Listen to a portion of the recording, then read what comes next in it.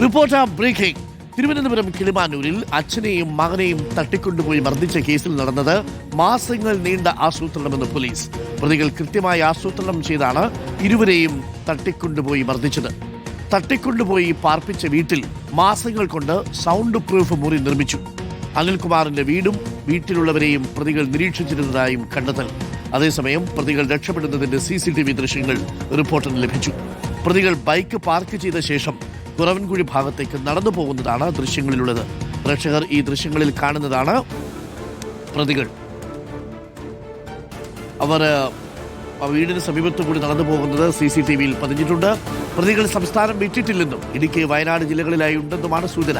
പ്രധാന പ്രതി സുധീഷിന്റെ വിവാഹാഭ്യർത്ഥന നിരസിച്ചതിന്റെ പേരിലായിരുന്നു മർദ്ദനമേൽക്കേണ്ടി വന്നത്.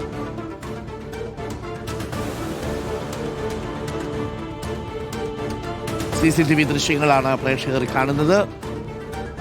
അനിൽകുമാറിന്റെ വീട് ഈ പ്രതികൾ നിരീക്ഷിച്ചു. 2 മുറികൾ സൗണ്ട് പ്രൂഫാക്കി മാറ്റി. അതിനുശേഷമാണ് അച്ഛനെയും മകനെയും തട്ടിക്കൊണ്ടുപോയി ക്രൂരമായി മർദ്ദിച്ചത്.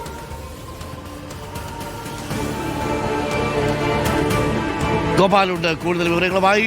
ഗോപാൽ, എന്തൊരു തയ്യാറെടുപ്പാണ് ഗോപാൽ! ഈ ലോകകപ്പിനെത്തിയ അർജന്റീന പോലും ഇത്രയും തയ്യാറെടുത്തിട്ടുണ്ടാവില്ല. ഇതെന്താ സംഭവം ഗോപാൽ?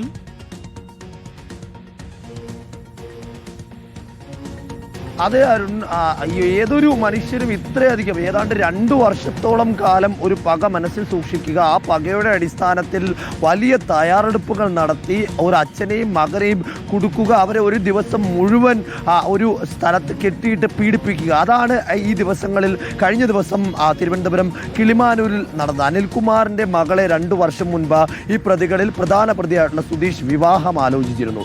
ആ വിവാഹാലോചന നിരസിച്ചതാണ് ഇത്തരത്തിൽ ഒരു അക്രമത്തിലേക്ക് പ്രതികളെ നയിച്ചത് എന്നാണ് മനസ്സിലാക്കാൻ സാധിക്കുന്നത്. ഇതിൽ പോലീസിന്റെ ഇപ്പോഴുള്ള കണ്ടെത്തൽ മാസങ്ങൾ നീണ്ട തയ്യാറെടുപ്പായിരുന്നു ഇതിനു വേണ്ടിയുള്ള. അതിൽ ആദ്യം ഈ പ്രതികൾ തങ്ങളുടെ സുഹൃത്തുക്കളെ ഉപയോഗിച്ച് അനിൽകുമാറിന്റെ വീടും പരിസരവും എല്ലാം തന്നെ നിരീക്ഷിച്ചു വരികയായിരുന്നു. ആരൊക്കെ ആ വീട്ടിലുണ്ട്, ആരൊക്കെ ഏതൊക്കെ സമയത്ത് വരുന്നുണ്ട്, തുടർച്ചയായി ആ വീട്ടിൽ വന്നു പോകുന്നവർ ആരൊക്കെ, അപകട സാധ്യതകൾ എന്തെങ്കിലും ഉണ്ടോ, സുരക്ഷാ പ്രശ്നങ്ങൾ എന്തെങ്കിലും ഉണ്ടോ എന്നൊക്കെ ഈ 2 വർഷം കൃത്യമായി തന്നെ പ്രതികൾ നിരീക്ഷിച്ചു വരികയായിരുന്നു. മുൻപൊരിക്കൽ പ്രായപൂർത്തിയാകാത്ത ഒരാൾ ഈ വീട്ടിലേക്ക് ഇവരെ തേടിയെത്തിയിരുന്നു. ആ മകളെ അന്വേഷിച്ച് വന്നിരുന്നു. അന്ന് അയാളെ പോലീസ് ഈ വീട്ടുകാർ പിടികൂടി പോലീസിൽ ഏൽപ്പിച്ചിരുന്നു. അന്ന് പോലീസ് കാര്യമായ രീതിയിൽ ഇതിൽ ഇടപെടലൊന്നും നടത്തിയില്ല. പിന്നീട് പ്രതികൾ രണ്ടാമത്തെ ഉദ്യമം നടത്തിയത് ഈ വെള്ളല്ലൂരിലെ പ്രധാന പ്രതി സുധീഷിന്റെ മുത്തശ്ശിയുടെ പേരിലുള്ള ഒരു വീടുണ്ട്. ആ വീട് പണി പൂർത്തിയാകാത്ത വീടാണ്. ആ വീട്ടിലാണ് കട്ടിയേറിയ ഗ്ലാസുകളും അലൂമിനിയം ഫാബ്രിക്കേഷന്റെ ഉപകരണങ്ങളും ഉപയോഗിച്ചുകൊണ്ട്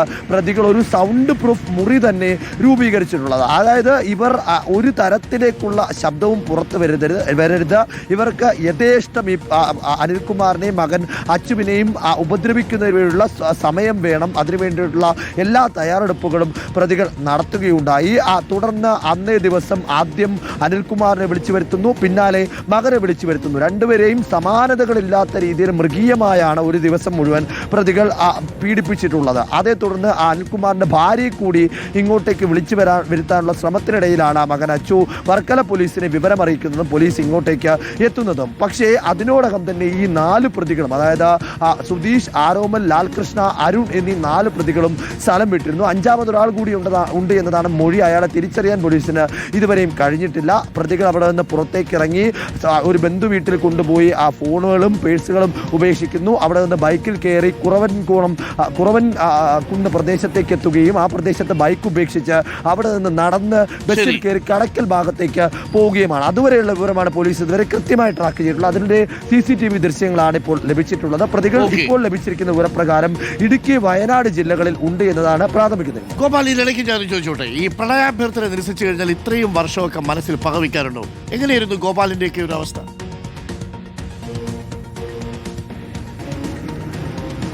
അരുൺ, അതിൽ ഒറ്റ കാര്യമുള്ളൂ. ഒരാൾ നമ്മളെ അംഗീകരിക്കാൻ കഴിയുന്നതും ഒരാൾ നമ്മളെ ഇഷ്ടപ്പെടുന്നതും എല്ലാം തന്നെ അയാളുടെ വ്യക്തി താല്പര്യമാണ്. എന്ത് തന്നെ തീരുമാനമായാലും അത് നമ്മൾ അംഗീകരിക്കുക, ആ തീരുമാനത്തെ മനസ്സിലാക്കി മുന്നോട്ട് പോവുക. നമുക്ക് ഏറ്റവും ഇഷ്ടപ്പെട്ട ഒരാൾ സന്തോഷമായിരിക്കുക എന്നുള്ളതാണല്ലോ നമുക്ക് ഏറ്റവും പ്രധാനമായി വേണ്ടത്. അയാൾ അതുകൊണ്ട് സന്തോഷമായിരിക്കുന്നെങ്കിൽ സന്തോഷമായിരുന്നു.